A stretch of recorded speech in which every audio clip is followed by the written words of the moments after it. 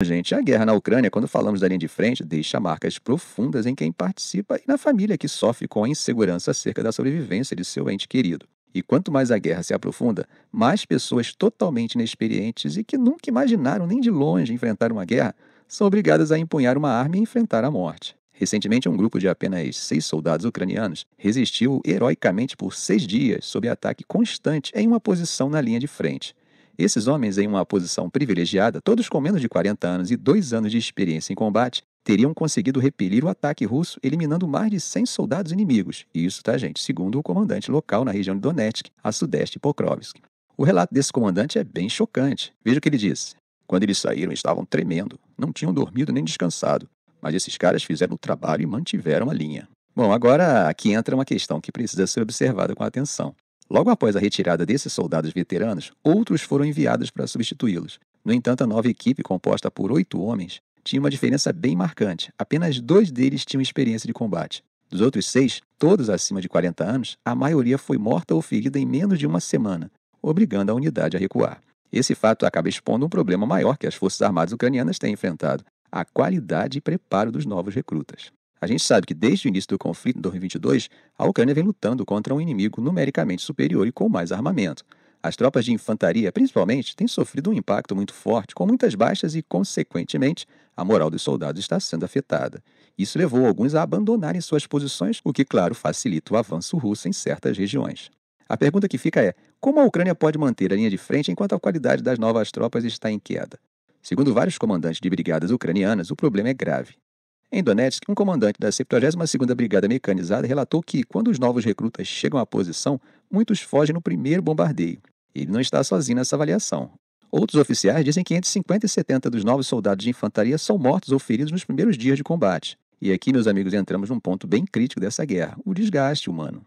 A Ucrânia não só enfrenta a artilharia e as tropas russas, mas também precisa lidar com o fato de que as rotações de tropas se tornaram momentos vulneráveis. Segundo o comandante, é nesse momento que a Rússia consegue avançar bastante. E essa vulnerabilidade nas trocas de pessoal está custando bem caro. As perdas são rápidas e pesadas e, como os comandantes frisam, as tropas experientes estão sendo substituídas por homens mais velhos sem a mesma aptidão física ou preparo psicológico para suportar o peso de um combate intenso. Aliás, a questão da idade média dos soldados é um aspecto importante. Segundo o comandante de uma unidade que defende a área de Kurakov, em Donetsk, a média de idade das tropas de infantaria é de 45 anos. Em uma unidade típica de 30 homens, apenas 5 têm menos de 30 anos, enquanto a maioria está na casa dos 40 ou 50 anos. Como ele mesmo disse, na infantaria você precisa correr, ser forte, carregar equipamentos pesados, e isso é difícil se você não for jovem. Esse cenário nos leva a uma reflexão importante, gente. Por que as tropas estão tão despreparadas? Bem, segundo ex-oficiais ucranianos e especialistas militares, as falhas começam bem antes de os recrutas chegarem ao campo de batalha. O sistema de recrutamento já está enfrentando problemas sérios. Um ex-oficial que hoje opera o grupo analítico Front Intelligence Insights apontou que há problemas sistêmicos de longa data que não foram resolvidos por anos.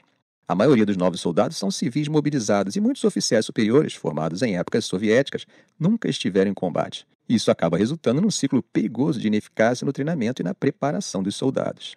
A crítica recai também sobre recrutadores militares. Segundo o comandante Mikhailo Temper, do 21º Batalhão da Brigada Presidencial, seria sábio prestar mais atenção às características e histórico de cada pessoa para determinar onde esses homens se encaixam melhor, em vez de enviar todos para a infantaria.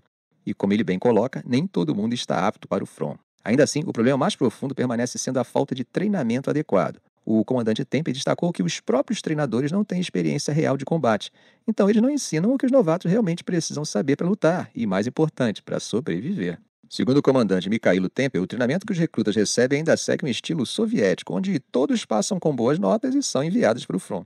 Ele acrescenta que os soldados raramente treinam com munição real por conta da escassez de suprimentos, o que significa que muitos não têm prática real com suas armas. Como resultado, alguns nem sequer sabem como segurar seus fuzis adequadamente. Uma imagem chocante que ele pinta é a de recrutas descascando mais batatas do que disparando balas, o que deixa claro o quanto a preparação militar está aquém das necessidades da guerra moderna.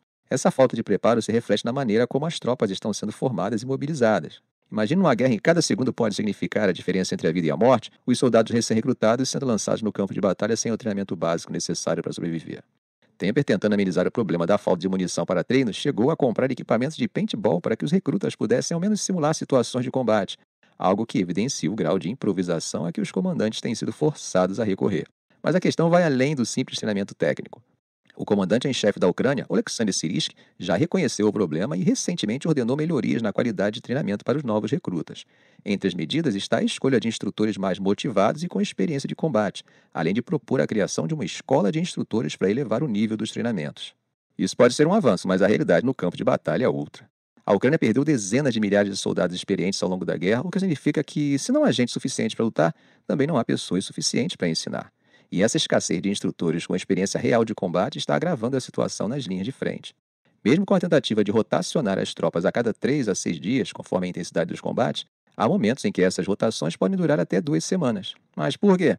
Porque os drones russos frequentemente monitoram essas trocas e atacam os soldados no momento de maior vulnerabilidade, exatamente quando estão se deslocando exaustos entre as posições. Isso acaba resultando em gente mais baixa, dificulta o já frágil sistema de revezamento, levando ao que os próprios comandantes chamam de burnout das tropas. Essa é outra questão central, o desgaste psicológico dos soldados. Com a falta de uma lei de desmobilização na Ucrânia, muitos soldados não têm oportunidade de sair da zona de guerra para descansar ou visitar suas famílias. E, segundo um vice-comandante, ele e seus homens não receberam nenhuma reconstituição ou período de recuperação desde o início da guerra em 2022.